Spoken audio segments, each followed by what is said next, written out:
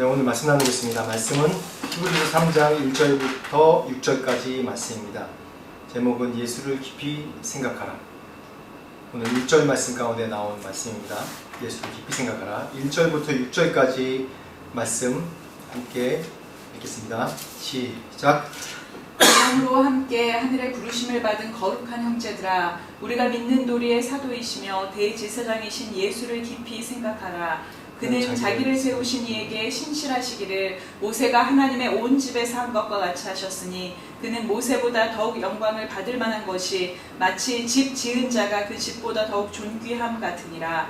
집마다 지은 이가 있으니 만물을 지으신 이는 하나님이시라. 또한 모세는 장래에 말할 것을 증언하기 위하여 하나님의 온 집에서 종으로서 신실하였고, 그리스도는 하나님의 집을 맡은 아들로서 그와 같이 하셨으니, 우리가 소망의 확신과 자랑을 끝까지 굳게 잡고 있으면 우리는 그의 집이라. 아멘. 히브리서가 제가 계속 히브리서 말씀 나눌 때 처음에 얘기했다시피 히브리서는 누구를 대상으로 한 성경이라고 했죠? 유대인들이죠. 히브리인들. 즉 유대인으로서 이제 그리스도를 영접한 예수 그리스도를 믿는 그런 대상으로 보낸 편지입니다. 작자는 뭐 사도 바울이라고도 얘기하지만 작자가 이 글을 쓴 분이 정확하게 언급되어 있지 않습니다. 이 배경으로 다시 한번 말씀드리면, 점점 박해가 심해지는 그런 로마의 지배 당시에 살았던 유대인들입니다. 유대인 그리스도인들입니다. 그 그리스도인들이 그 박해 가운데 다시 이 유대교로 돌아간다면 오히려 좀 더 편한 생활이지만, 이 계속 유대인으로서 그리스도인의 그런 삶을 계속 살 때 로마의 박해뿐만 아니라 같은 동족인 유대교의 박해도 굉장히 심했습니다. 그래서 그 박해의 정도가 그냥 단순한 박해가 아니라 정말 온 가족이 고통을 당하고 또 죽음을 당하고, 그런 같은 공동체의 사람들이 고난과 죽음을 목격하는 그런 정도의 그런 심한 박해 가운데서 이들의 신앙이 예수님을 만났지만, 성령 체험했지만 흔들리는 신앙을 다시 한번 붙잡아주고, 또한 그때 당시에 그 유행했던 그 세계관, 또 영지주의나 또 육체에 대해서 신성시 안 하는 그런 부정하게 생각하는, 그래서 예수님의 성육신한 사건에 대해서 부정하게 하는 그런 이단적인 사상과 맞서서 이 히브리서에서 유대인들에게, 특히 이 율법, 모세의 율법에 그런 익숙한 유대인들에게 정확하게 예수 그리스도께서 어느 직분이시고 어떠한 위치시고 율법 가운데 어떠한 분이신지 이제 이해시키기 위해서, 그래서 다시 한번 소망과 확신을 주기 위해서 이 히브리서가 쓰여졌습니다. 왜냐하면 우리가 신앙생활을 하면서 늘 아무리 신앙이 굳건하고 강해도 늘 흔들릴 때가 있습니다. 우리가 인간이지 않습니까? 그래서 우리의 신앙은 사실 외부의 영향을 참 많이 받아요. 우리가 육체 가운데 있는 사람들이기 때문에 환경과 외부의 영향을 너무 많이 받습니다. 그래서 지금 이 당시에 이걸 읽는 독자들의 상황을 보면 참 어려운 상황입니다. 정말 배교할 수도 있는, 배교자도 많이 나오는 그런 상황에서 어떻게 하면 이 말씀의 확실한 것, 내가 그리스도, 유대교에서 그리스도인으로 되는 그런 과정 가운데 만났던 예수가 정말 내가 확실한 예수인가? 내 감정적으로만 믿었던, 그냥 눈으로 봤던, 내가 기적을 체험했던 그런 예수가 그냥 예수인가? 아니면 율법에서 뭘 정확하게 얘기하고 있냐라는 내용을 이 말씀을 통해서 차근차근 증거하고 더 확증해주고 있습니다. 그래서 특히 이 3장 1절에서 6절 말씀 보면 너무 1장에서 2장에서 말했던 그런 내용부터 해서 계속해서 뭐라고 했냐면 예수님에 대해서 빌드업 해나가는 과정이에요. 정확하게 증명해가는 과정입니다. 유대인들에게 가장 중요하다고 생각하는 그런 사상, 뭐 천사에 대한 생각이나 또는 신론이나 아니면 뭐 인물에 대해서 정확하게 예수님이 그들에게 어떠한 하나님인지에 대해서 설명하고 있는데, 먼저 1절 말씀 한번 같이 다시 한번 보겠습니다. 1절 말씀 시작.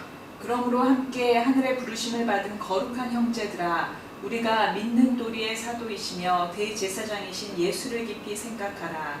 여기서 참 중요한 게 뭐냐면 예수를, 이 말씀, 오늘 말씀 전체의 주제인데 예수를 깊이 생각해야 된다는 겁니다. 예수를 깊이 생각하되 그냥 우리가 흔들릴 때, 신앙이 흔들릴 때 예수를 깊이 생각할 때 내가 만난 예수님, 또 내가 경험한 예수님, 내가 어릴 때 어떻게 붙잡았던 예수님, 그것만 생각하는 것이 아니라, 단순히 그것만 생각하는 것이 아니라 정확하게 이 말씀, 이 성경 말씀, 이 몇천 년이 흘러내려오는 이 말씀 가운데 정확하게 하나님 예수 그리스도가 어떠한 분이신지에 대해서 내 안에 확증이 있어야 돼요.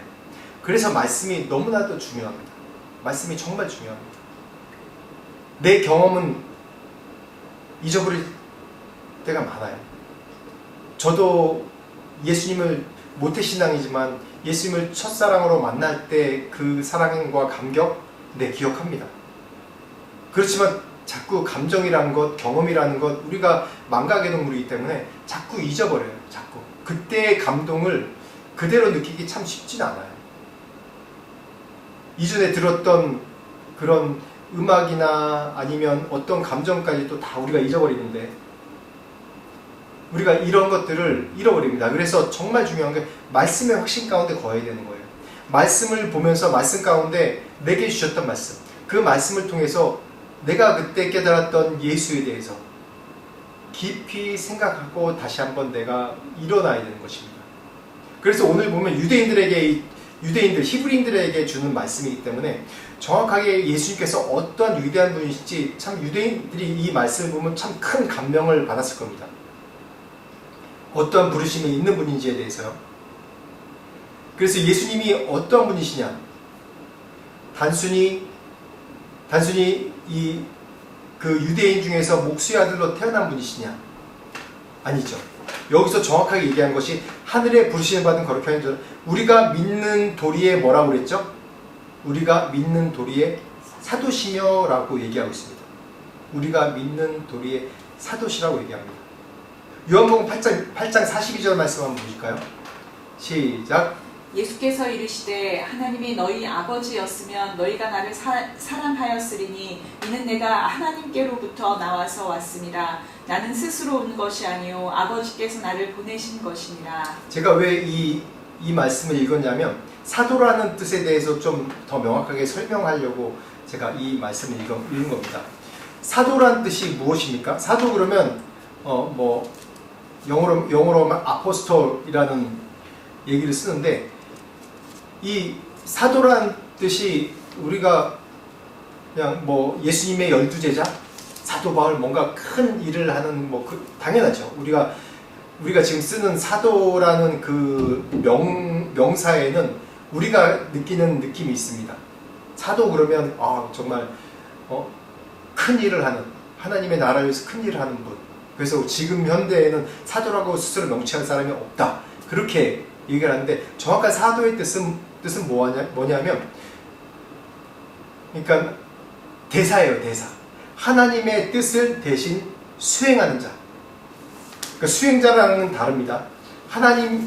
대사라는 뜻이 뭐냐면 우리나라 대사가 지금 외국 애들들 다 있잖아요. 그 대사의 역할이 뭡니까? 우리나라를 대신해서 대표해서 나온 거예요. 그래서 대사가 말하는 게 무슨 말이죠? 한국 정부에서 말하는 거예요. 대통령이 말하는 거. 대사가 결정에 사인하면 그게 곧 한국 정부에서 사인한 것이고 한국 대통령이 사인한 거나 마찬가지 효력을 발휘하는 겁니다. 그런 뜻이에요. 대사. 사도란 뜻이 그런 거예요. 정확하게 얘기해서. 이 헬라어 정확한 뜻이 사도란 뜻이 그런 겁니다. 그러니까 하나님의 대사예요. 하나님의 대사. 그게 왜 더 중요하냐면 우리가 전에 이제 말씀 나왔던 1장, 2장 말씀 보면 무엇을 주로 얘기를 하죠? 천사보다 뛰어나신 예수님에 대해서 얘기합니다. 천사보다 뛰어난 예수님, 천사가 어떤 직분이라고 했죠? 하나님의 수행자. 하나님이 뭘 시키면 가서 그걸 하는 거예요. 하나님의 대리자는 하나님의 그 대표나 그런 건 아닙니다. 달라요. 수행자예요. 수종자. 그러니까 종과 같이 그런 일하는 하나님의 수종자예요, 천사. 그런데 사도는 뭐냐 하면 사도는 곧 하나님의 대리자예요. 대리자. 대상거예요. 하나님의 대상거예요. 그런 의미에서 사도라는 얘기를 썼습니다. 그래서 신약 성경 전체 가운데 이 사도, 예수님을 사도라 명시한 건 여기밖에 없습니다. 왜냐? 예수님에 대해 설명할 때 천사보다 뛰어난 자. 예수님은 하나님의 아들이다. 하나님의 수종자가 아니다. 하나님의 아들이다. 또 유대인의 언어로 또 정확하게 이제 언급한 것은 하나님의 대리자. 하나님의 사도다. 하나님의 대표다. 하나님의 대사다라는 그런 용어로 정확하게 쓴 거예요. 즉 하나님의 대사이기 때문에 어떻게 되죠? 예수님께서 말한 것이 뭐예요? 하나님의 말한 거예요. 예수님께서 그러잖아요. 내가 말한 나를 본 자가 하나님 본 자라고 얘기하잖아요.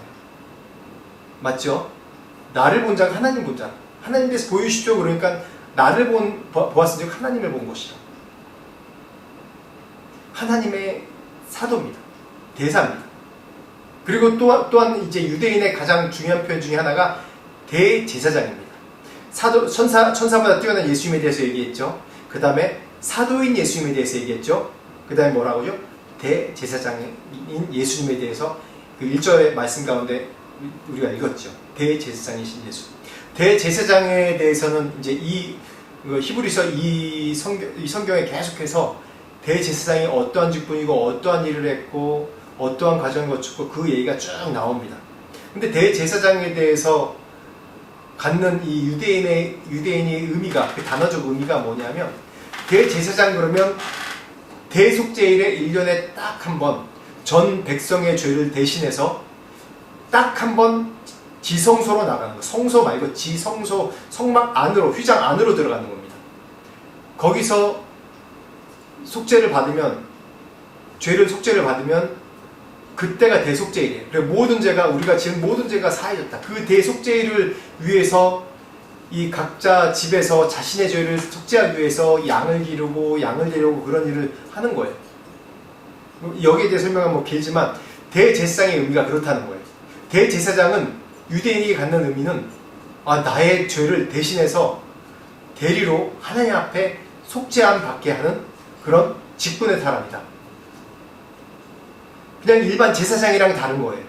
일반 제사장은 제사를 수행하는 도움의 역할을 하지만 대제사장은 온 백성의 죄를 대신해서 속죄함 받는 그런 역할을, 대리자, 그런 통로의 역할을 하는 그런 자가 대제사장이에요. 그런데 뭐라고 얘기해요? 1절 말씀에 우리가 믿는 도리의 사도시며 대제사장이신 예수에 대해서 얘기합니다. 우리가 믿는 도리의 사도라고 얘기하면 우리가 믿는 도리가 뭡니까? 이 지금 독자들은 다 누구냐면 크리스찬들이에요. 유대교인으로서 크리스찬들이에요. 이들의 믿는 것은 뭐예요? 예수님의 그런 행적과 예수님의 십자가에 못 박히심과 그런 것들 아니에요. 그게 우리가 믿는 도리 아닙니까? 거기에 대한 사도라는 겁니다. 그리고 또한 대제사장. 이때 당시에 대제사장이 유대인에게 어떠한 인식이 있냐면, 왜 예수님이 대제사장이라고 굳이 비유를 했냐면, 이때 대제사장은 원래 대제사장은 종신직이에요. 아론의 그런 혈통으로 내려오는 대제사장 종신직인데, 이때 당시는 로마가 식민 지배하면서 로마에서 임명하는 자가 대제사장이었어요. 그래서 이때 당시에 제사장 이름이 두 사람이 나옵니다. 근데 그 제사장 두 사람이 뭐냐면 전직 제사장, 대제사장, 그리고 현직 대제사장, 그런 기록이 나왔는데, 그러할지라도 이 권력이 있는 거예요. 그러니까 예수님이 여기 갔다가 저기 갔다가 또 대제사장의 얼굴을 보지 않습니까? 그렇듯이 대제사장이 어떠한 위치냐면 그냥 거룩한 일만 담당하는 직분이 아니라, 당시 이스라엘의 가장 중요한 의결구가 산헤드린 공회인데, 그 공회 뒤에서 이걸 움직이는 그런 능력이 있는 게 대제사장의 직분이에요. 그러면 백성들에게 느낌이 어떻겠습니까? 정치, 권력자. 그렇지만 직분이 대제사장이기 때문에 1년에 한 번 대속죄일에 우리 죄를 대신 속하는 사람. 그렇기 때문에 사람들 인식 속에 대제사장 직분이지 이 사람에 대해서 완벽하지 않고 타락한 사람, 권력에 심취한 사람, 이렇게 인식이 있는 거예요. 근데 예수님은 어떤 분입니까? 이들이 아는 예수님은 이런 대제사장이 아니지 않습니까? 이런 대제사장이 아니라 자기를 헌신하고 자기를 희생하고 자기의 몸을 버린 그런 대제사장이시죠. 그래서 이 예수님을 대제사장으로 비유한 거고, 우리가 아는 하나님, 이전에 대제사장으로 통해서 가는 게 아니라 예수 그리스도의 보혈피로 우리가 죄를 속죄함 받고 예수께로, 하나님께로 거룩함을 입을 수 있는 그런 속한 것이에요. 그래서 다시 한번 그 유대인의 시각으로 다시 한번 모세라는 인물이 나옵니다. 2절 3절 말씀 같이 읽겠습니다. 시작. 그는 자기를 세우신 이에게 신실하시기를 모세가 하나님의 온 집에서 한 것과 같이 하셨으니 그는 모세보다 더욱 영광을 받을 만한 것이 마치 집 지은 자가 그 집보다 더욱 존귀함 같으니라. 여기서 모세에 대해서 얘기할 때 신실하다고 얘기합니다. 모세가 하나님의 온 집에 그렇게 신실하게 한 것처럼 이라고 나옵니다. 유대인 사회에서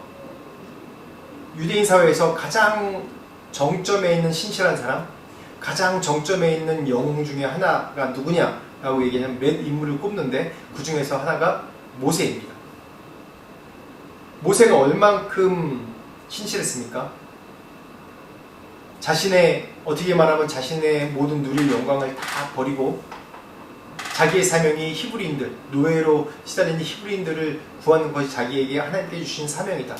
그래서 잠시 내가 이게 지금 왕족 가운데 있지만 그걸 버리고 어떻게 해요? 믿음으로, 10장에 나오는 믿음으로 내가 이 백성을 담당하리라 라고 뛰어든 겁니다. 희생이죠. 신실했죠. 그만큼 신실했어요. 하나님의 명령하신 말씀에 신실한 사람이었어요. 그 모세의 신실함 때문에 어떤 일이 일어났죠? 나라가 세워진 거 아닙니까? 건국한 사람이에요, 모세가 어떻게 보면. 그래서 이스라엘 사람에게는 모세가 영웅인 거예요. 그 신실함으로 인해서 자신의 왕으로서 누릴 그 평안함을 버리고 노예와 같이 히브리인들을, 자신의 동족을 구하려고 그 온갖 고난과 어려움 가운데 하나님의 명령에 따라서 신실하게 그 일생을 바친 모세를 이스라엘 백성은 신실하다고 얘기합니다. 그런데 오늘 말씀 가운데 모세가 하나님의 온 집에 한 것처럼, 우리 세우기 위해서 한 것처럼 그는 모세보다 더 영광을 받으실 만한 것이 마치 집 지은 자가 그 집보다 더 존귀한 같으니라 라고 얘기합니다. 모세가 그렇게 하나님께 신실했기 때문에 또한 하나님께서 이 모세에게 증거를 보여주시기 위해서 그 영광을 주셨어요. 그 영광이 또 성경 어디에 나타나냐면 고린도전서 3장 13절부터 14절에 나와 있습니다. 읽어보겠습니다. 시작. 우리는 모세가 이스라엘 자손들에게 장차 없어질 것의 결국을 주목하지 못하게 하려고 수건을 그 얼굴에 쓴 것 같이 아니하노라. 그러나 그들의 마음이 완고하여 오늘까지도 구약을 읽을 때 그 수건이 벗겨지지 아니하고 있으니 그 수건은 그리스도 안에서 없어질 것이라. 아멘. 모세의 영광에 대해서 얘기했습니다. 그는 모세보다 더욱 영광 받으실 만한 것이라고, 예수님 모세보다 더욱 영광 받으실 만한 것이라고 얘기하고 있어요. 그렇듯이 모세가 이 하나님과 대면하고 내려와서 어땠죠? 이 출애굽기 3장 29절에 3장에 나오는 얘기인데, 내려와서 그 하나님의 대면하는 그 영광의 광채가 너무 빛나서 사람들이 얼굴에 너무 못 보겠다고 그러고 이 얼굴을 수건으로 가립니다.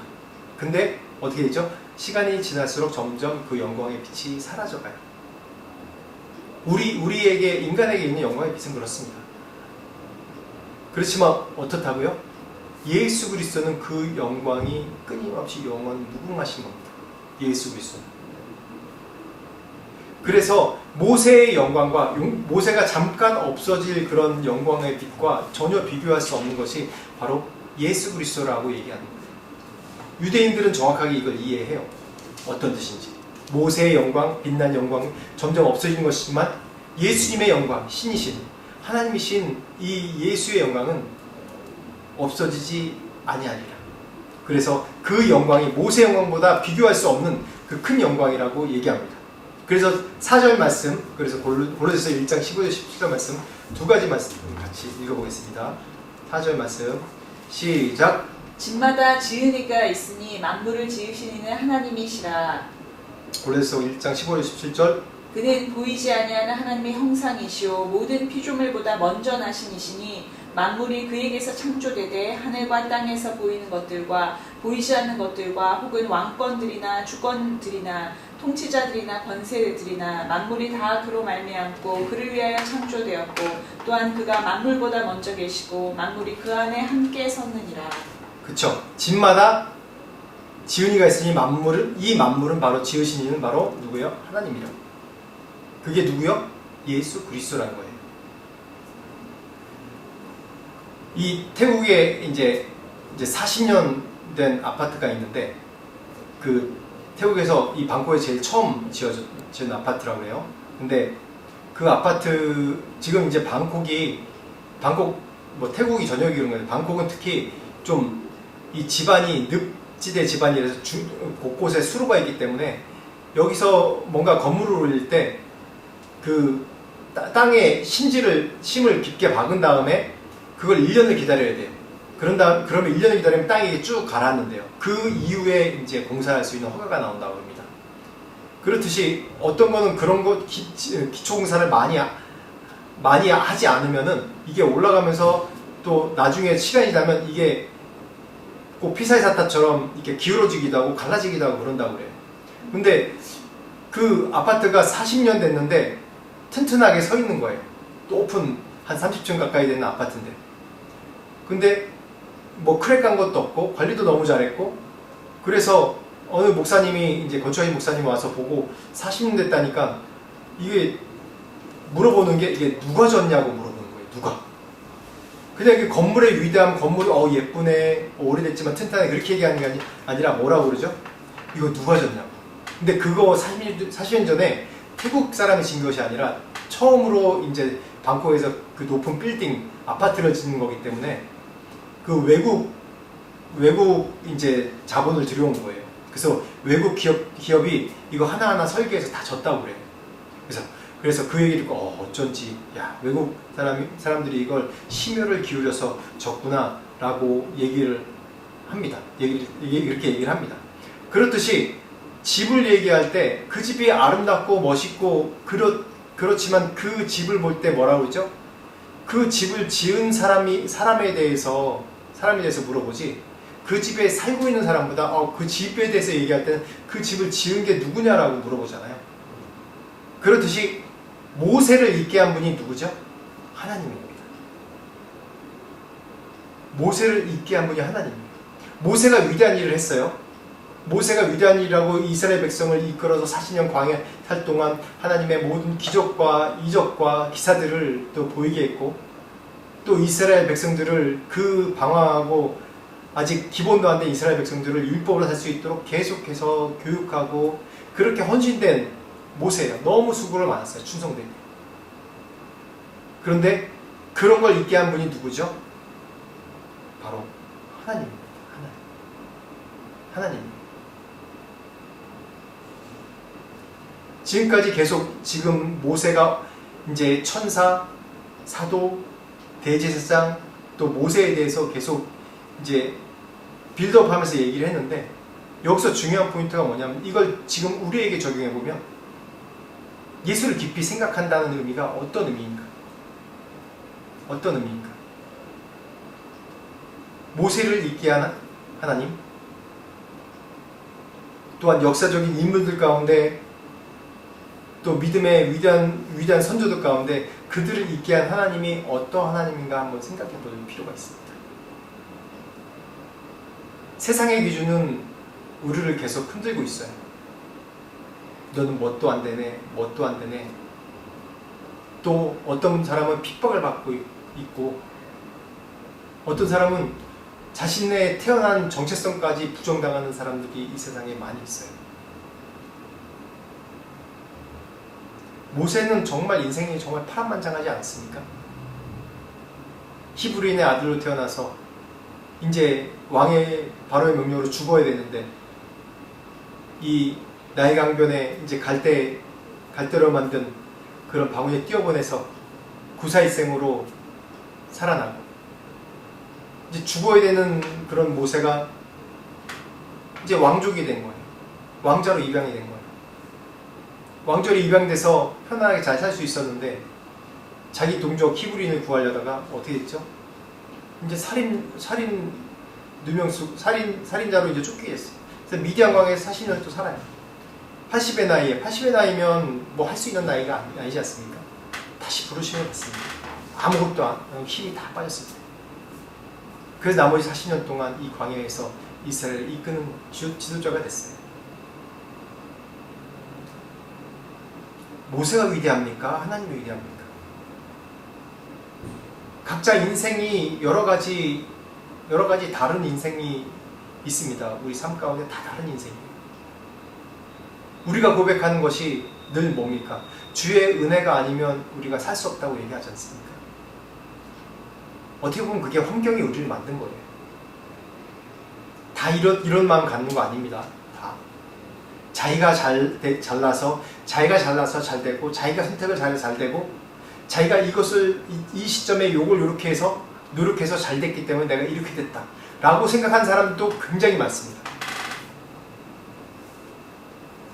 근데 내가 이것이 주님의 은혜라고 내가 고백하는 것이 바로 그 은혜입니다. 바로 은혜. 바로 그게 은혜입니다. 그럴 때 내가 예수에 대해서, 내가 만난 예수님에 대해서, 이 성경에서 얘기하는 예수에 대해서 깊이 생각해야 하는 거예요.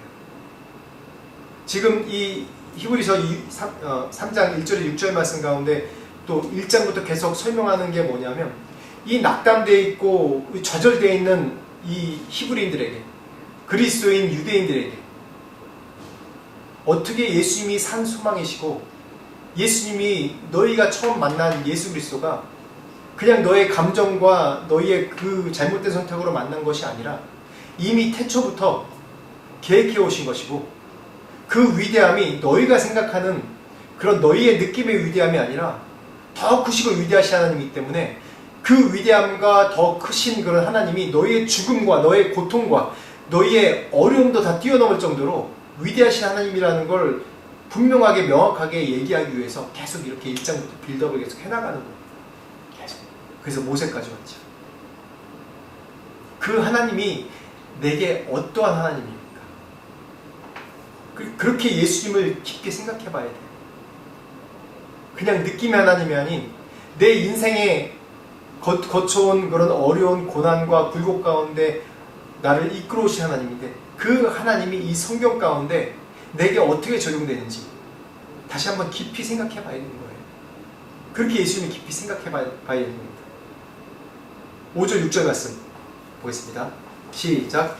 또한 모세는 장래에 말할 것을 증언하기 위하여 하나님의 온 집에서 종으로서 신실하였고, 그리스도는 하나님의 집을 맡은 아들로서 그와 같이 하셨으니, 우리가 소망의 확신과 자랑을 끝까지 굳게 잡고 있으면 우리는 그의 집이라. 아멘. 소망의 확신과 자랑을 끝까지 붙들고 있으면 뭐라고요? 우리는 그의 집이라고 얘기합니다. 모세가 신실하게 충성한 것은 단순히 그 백성만 어떻게 잘 읽어서 나라를 잘 읽고 그렇게 충성한 것이 아니라, 여기 말하고 있듯이 장래에 말할 것을 증언하기 위해서 하나님의 온 집의 종으로서 신실하였다고 해요. 장차 이루어질 하나님, 이 이스라엘 백성 통해서 이루어질 하나님의 나라, 또 더 나아가서는 하나님의 교회를 통해서 또 장차 이루어질 하나님의 나라를 바라보면서 신실하였다고 얘기하고 있어요. 그래서 예수 그리스도는 이 모세와 다르게, 모세는 종으로서 하나님의 집을, 하나님의 나라를 위해서 신실하게 했지만, 예수 그리스도는 누구라고요? 집주인의 아들로서. 집주인의 아들이 누굽니까? 집의 소유자 아닙니까? 집주인의 아들은 집의 소유자입니다. 소유자로서 아들과 같이 맡은 이 백성을 위해서, 우리를 위해서 끝까지 신실하시고 충성되신 하나님이라고. 그래서 뭐라고요? 소망과 확신과 자랑을 끝까지 붙잡으면 우리는 그의 집이라라고 얘기를 합니다. 천국의 확신을 주는 겁니다. 우리가 잡을 소망과 확신과 자랑이 뭡니까? 소망과 확신과 자랑이 뭡니까? 내 자랑이 뭡니까? 내 자랑이 얼마나 내가 공부를 했냐? 내 자랑이 내가 얼마나 아름답고 멋지냐? 내가 얼마나 돈이 많냐? 내가 얼마나 많은 재능이 있냐? 그것이 아니죠. 내가 얼마나 이 세상의 험난 세상 가운데 소망과 확신으로 붙들고 있는지, 천국을 소망하며 사는지에 대해서 그게 나의 힘이고, 내 끝까지 잡을 때 결국 그걸 놓치면 내 천국을 못 가는 거예요. 제가 이번 주에 저랑 계속 메신저로 대화하는 또 한국에 있는 형제님이 계신데, 그분이 그렇게 얘기를 해요. 갑자기 항상 이제 가끔가다 한 2, 3일에 한 번씩 이제 기도 제목 저한테 보내주고 기도하겠습니다 얘기하고 그 자리에서 받으면 그 자리에서 기도하고 그리고 제가 메시지 보내면 그러거든요. 근데 한 4, 5일 정도 메시지가 없는 거예요. 보통 늘 기도하기 때문에 기도 제목을 간단하게 한 줄만 딱 해서 보내거든요. 그래서 이상하다 그래서 한 일주일 가까이 없길래 제가 메시지를 한번 보내왔어요. 근데 뭐라고 하냐면 죽고 싶은 마음이 계속 듭니다 라고 얘기를 해요. 처음으로 제가 그 얘기를 들었어요. 그 형제님 늘 이제 뭔가 어려움이 있어도 소망하고 계속 그 어려움을 뚫고 나가려고 하나님께 의지하고 기도해 주십시오, 중보해 주십시오 이렇게 얘기했는데 죽고 싶습니다. 갑자기 그 한 줄 딱 한 거예요. 제가 너무나도 놀랐어요. 사단은 지금도 내가 예수를 믿고 늘 기도한 사람이지만은 지금도 우리를 어떻게 해요? 실패자로 몰고 있고 지금도 끌어내리려고 해요. 어떻게 끌어내리려고 그러냐면 예수 그리스도를 자랑하는 것이 아니라 하나님을 자랑하는 것이 아니라 내 자신을 자랑하게 만들어요. 내 자신 자랑하게 만들고 내 자신의 업적을 보게 만들고 내가 이만큼 잘났다 이만큼 했다라는 것을 보게 만들어요. 그리고 어떻게 하는지 압니까? 어떤 자들은 그걸로 계속 가서 이제 지옥 가게 한 사람이 있는가 하면 어떤 사람은 단순간에 욥처럼 그냥 나락으로 떨어지게 만들어요. 그러면서 그 가운데 헤어나오지 못하게 만들어요. 왜? 그 사람의 가장 이 중요한 정체성이 뭐냐면 자기 자랑이었던 거예요. 자기 자랑, 자기 확신에 가득 찬 사람이기 때문에. 근데 오늘 말씀가에 뭐라 그러죠? 소망의 확신과 자랑을 끝까지 붙잡으라고 했습니다. 그 소망의 확신과 자랑이 뭡니까? 우리가 믿는 도이신 사도이시고 대제사장이신 예수를 깊이 생각하는 것이 우리가 끝까지 확신과 소망과 자랑으로 잡을 뿐입니다. 그것을 놓치면 안 돼요. 그것을 놓치면 이 세상의 모든 이 세상의 조류들이 다 우리를 멸망시키려고, 우리를 침륜에 빠지게 하고, 우리를 절망 가운데 있게 하려고 계속 우리를 다운시킵니다. 그래서 예수를 깊이 생각하십시오. 예수를 깊이 생각하십시오. 내 자신을 깊이 생각하는 것이 아니라 내 자신을 보면서 아무것도 아니네, 아니면 내가 이렇게 이루었네, 그걸 보는 것이 아니라 예수를 깊이 생각하십시오. 영원한 하늘나라의 소망이신, 이미 승리하시고 이미 우리를 구원하시고 영원한 생명을 주시고 지금도 우리가 생각 가운데, 우리가 하는 일 가운데, 우리의 사역 가운데 이미 승리하신 예수를 소망하고 확신과 자랑으로 잡으십시오. 그게 바로 오늘 히브리서 3장 1절에서 6절에 말씀하는 예수를 깊이 생각하라는 그런 내용입니다.